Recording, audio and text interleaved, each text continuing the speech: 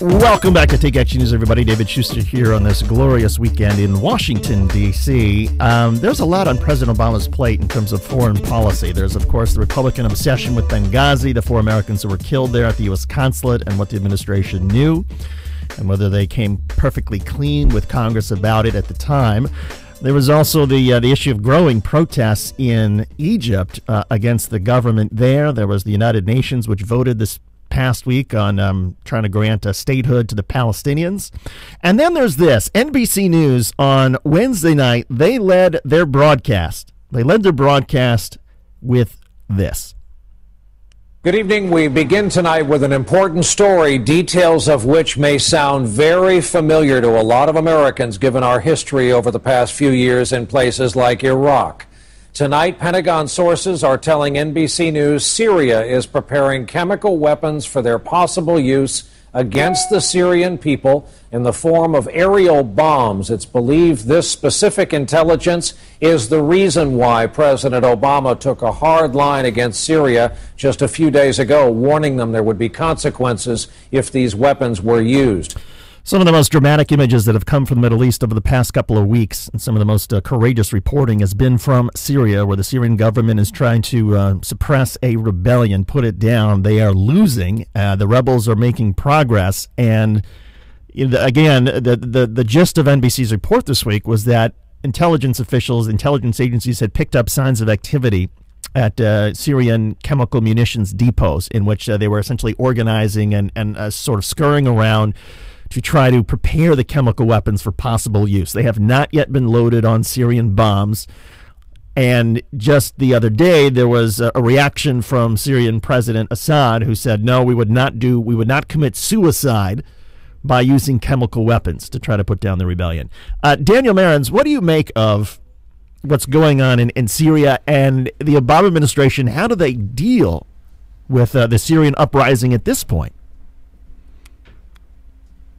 David, I think that they've actually been doing a fine job, actually, which is to say the sort of the Obama administration foreign policy philosophy that's been so derided by the right wing of leading from behind is really just another way of saying cautious intervention.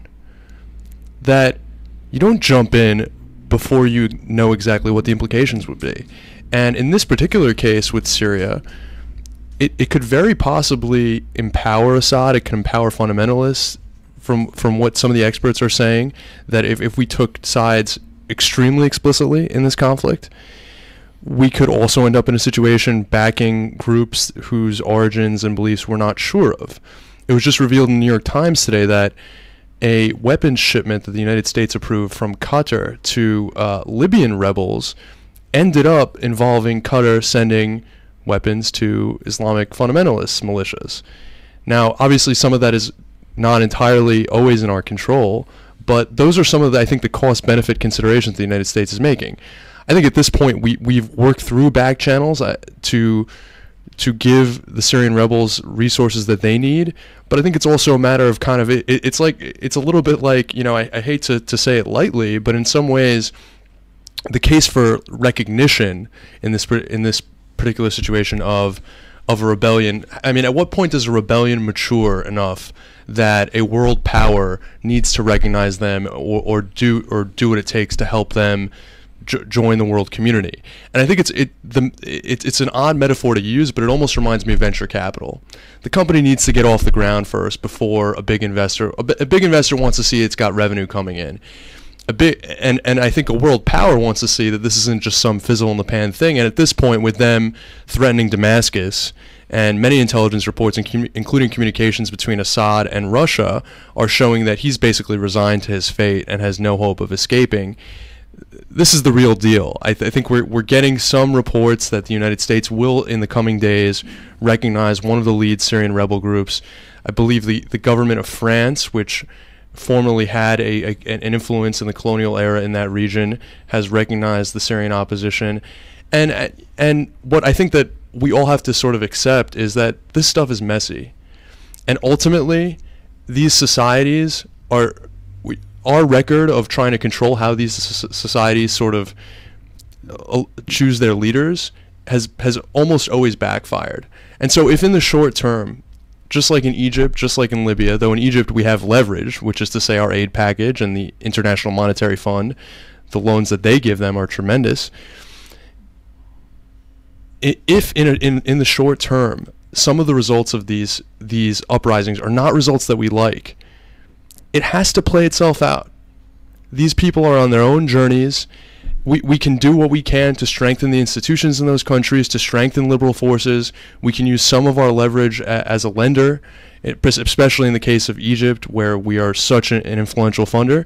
But I think that we have to accept at a certain point that in a lot of cases, this stuff's just not in our control. And one of the other challenges that we mentioned it at the beginning of the segment facing the Obama administration for the Middle East was that there was this vote at the United Nations this past week in which the UN voted to begin the process of recognizing statehood for the Palestinians. The United States objected to it. What do you make of the effort by so many folks in the United States to block a UN voter to speak out, and in terms of the way the Obama administration reacted to it? Well, I mean, the Obama administration pushed Israel once during the President Obama's presidency, and that was to get a settlement freeze that would start negotiations in the first year and then to try and extend it. The settlement freeze ended up being not complete, and it ended up not being extended, and then a number of other series of incidences resulted in a very public spat with Israel. And since then, I don't think the Obama administration, for political reasons, has wanted to go there. I think that they also know that if you want to get Israel to do things, you sort of have to, if you want to ask of them things, which President Clinton, very beloved in Israel with the Israeli public and with Israeli government leaders, was actually quite liberal and quite aggressive in pushing Israel to the peace negotiations. But I think that, sort of diplomatically, there's a sense of a trust level there that I think that the president now knows that he would be better off establishing. I think that this was purely a political calculation on their part, and the idea that the justification that is made is that, well, all this stuff needs to be worked out in negotiations. A Palestinian UN bid doesn't change the situation on the ground. Well, it does create political pressure for negotiations to continue. And right now, to say, oh, well, let them all work it out in negotiations, they haven't been negotiating, and the United States hasn't really been particularly pushing them to negotiate.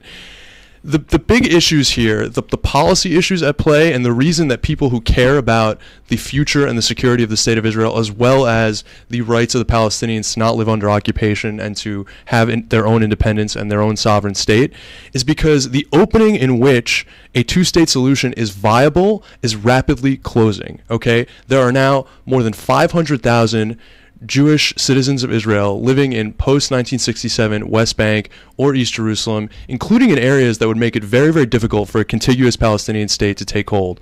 That movement is marching forward, and including in the Israeli response by announcing that they would be building in the E1 area, which literally bisects the West Bank and separates the West Bank from East Jerusalem. It would make it very difficult politically for Israel to at any point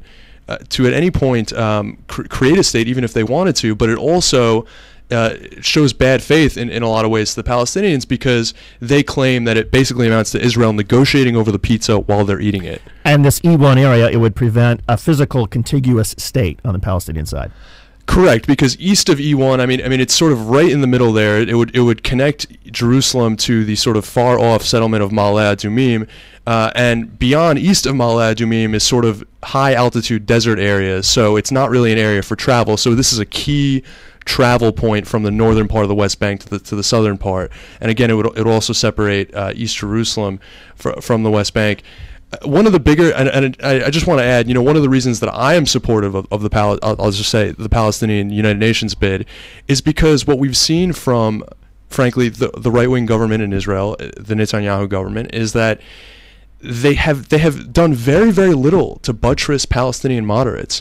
And ironically, because historically this was not the case, there have been many irresponsible Palestinian governments, but we have a historically, I think, in many ways heroic Palestinian government in the West Bank. In the past 4 years, the Prime Minister Salam Fayyad has won accolades across the board, including from the United States, for really building the infrastructure of a state with very limited resources, with many travel restrictions and all kinds of other things that hinder business in the state. But the city of Ramallah has become a major business hub. Security, I mean, there's very little violence coming out of the West Bank. The efforts to protest Israel have been extremely nonviolent violent in that case, and that the Palestinian UN bid represents an extension of that at a time when Hamas, the violent terrorist sort of representation of the Palestinians, are being seen by the public to be able to extract concessions from Israel for their violent approach. So the question is, are we incentivizing the Palestinian moderates? Are we incentivizing the nonviolent movements there? And I think that the United Nations finally sort of approving this symbolic statehood status buttressed the Palestinian moderate side. Well, and it's such a great way to look at it, is to look at it not so much in terms of statehood and whether the UN is conferring something on the Palestinians that they deserve or not. What the UN is doing, as you mentioned, is we have a choice, and that the United States and the Obama administration, we have to choose: are we going to try to support the Palestinian moderates, or are we going to do things that enable Hamas to have even more power? And as you point out, granting statehood to the Palestinians, or at least beginning the process, lifts up the moderate elements we're trying to sort of lead in a diplomatic way, and empowers them with their own people who may and have certainly in the past turned to Hamas to try to settle their grievances with Israel. So a fascinating discussion, and we're going to continue the discussion on the other side of this break when Take Action News continues.